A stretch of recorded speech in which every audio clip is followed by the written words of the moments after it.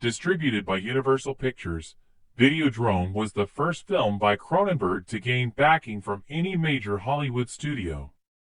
With the highest budget of any of his films to date, the film was a box office bomb, recouping only $2.1 million from a $5.9 million budget. The film received praise for the special makeup effects, Cronenberg's direction, Wood's and Harry's performances, its techno-surrealist aesthetic, and its cryptic psychosexual themes. Cronenberg won the Best Direction Award and was nominated for 7 other awards at the 5th Genie Awards. Now considered a cult classic, the film has been cited as one of Cronenberg's best, and a key example of the body horror and science fiction horror genres. Set in Toronto during the early 1980s, it follows the CEO of a small UHF television station who stumbles upon a broadcast signal of snuff films.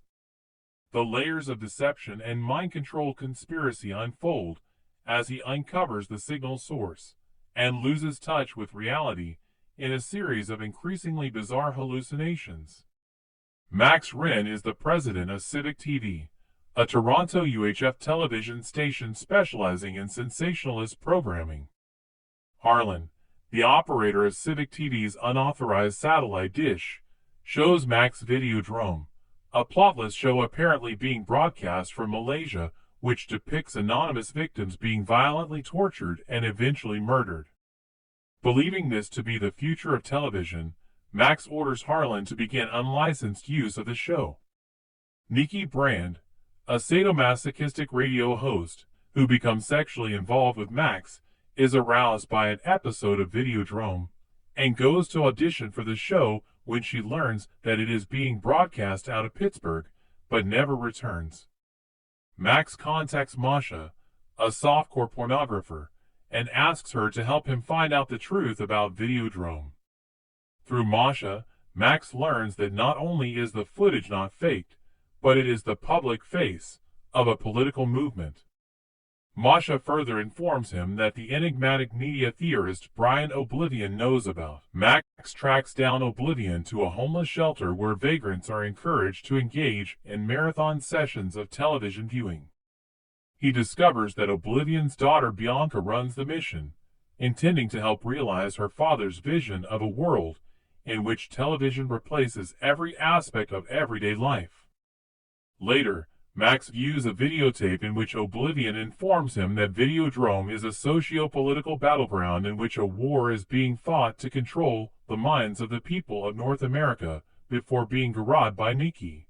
Max then hallucinates that Nikki speaks directly to him and causes his television to undulate as he kisses the screen.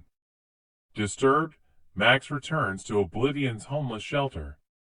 Bianca tells him Videodrome carries a broadcast signal that causes the viewer to develop a malignant brain tumor. Oblivion helped to create it as part of his vision for the future, and viewed the hallucinations as a higher form of reality. When he found out it was to be used for malevolent purposes, he attempted to stop his partners.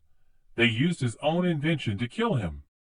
In the year before his death, Oblivion recorded tens of thousands of videos, which now form the basis of his television appearances.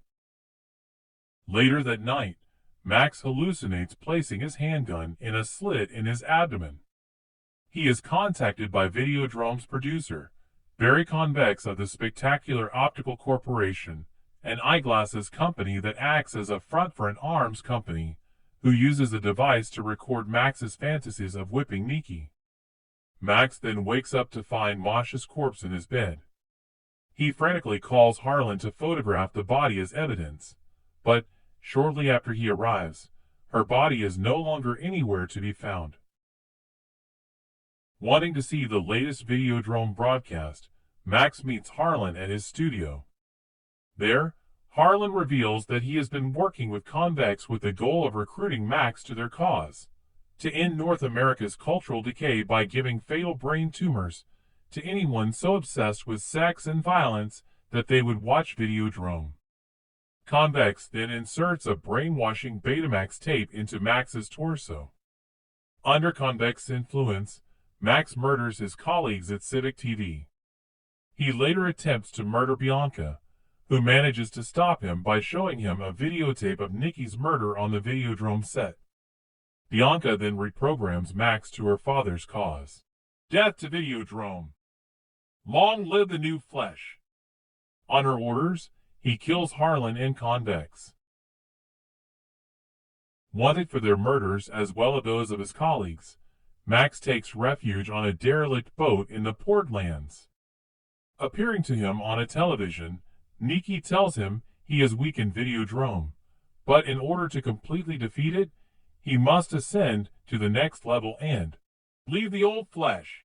The television then shows an image of Max shooting himself in the head, which causes the set to explode. Reenacting what he has just seen on the television, Max utters the words, "Long live the new flesh," and shoots himself.